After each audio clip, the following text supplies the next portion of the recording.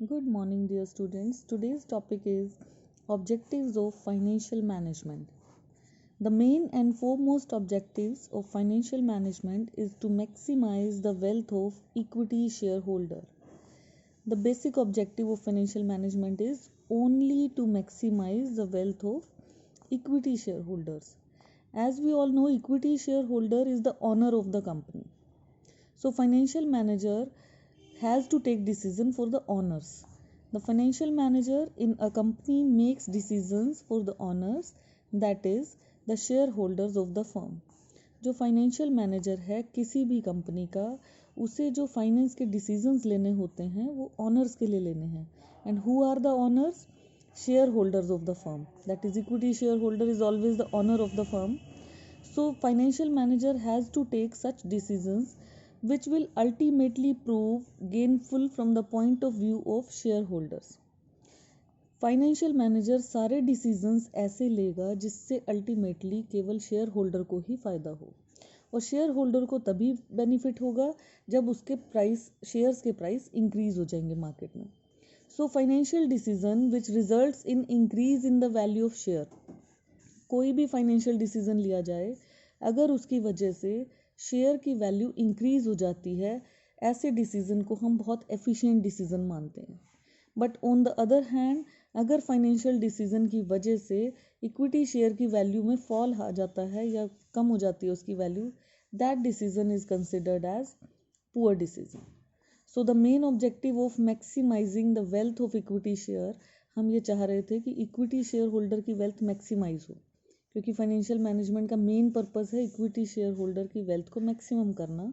सो ये जो ऑब्जेक्टिव है वेल्थ को मैक्सिमाइज करने का, ये ऑटोमेटिकली फुलफिल कर देता है दूसरे ऑब्जेक्टिव्स को भी.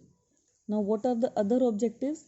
जैसा कि हम जानते हैं कि इक्विटी शेयर होल्डर्स को शेयर मिलता है बची हुई इनकम में से. बिल्कुल लास्ट में पेमेंट होता है इक्विटी शेयर होल्डर का.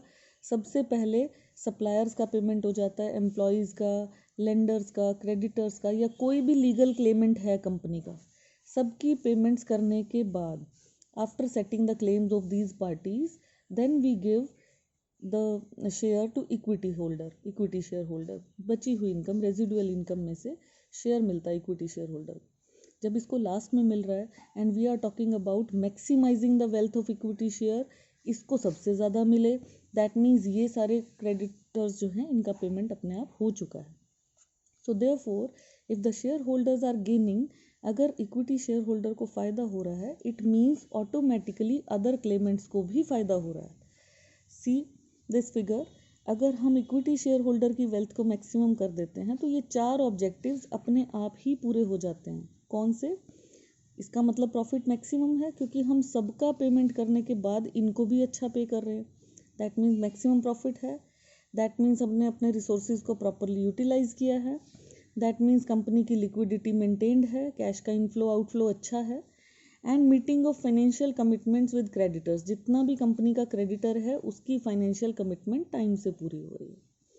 So the objective of increase in value of equity share does not mean that financial manager should involve in manipulative activities.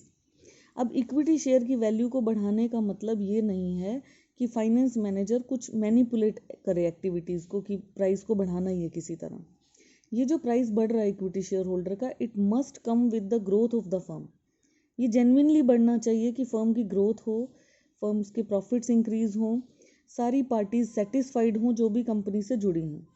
क्योंकि इन ऑब्जेक्टिव के साथ साथ with the objective of wealth maximisation of equity share holder, following objectives automatically gets achieved.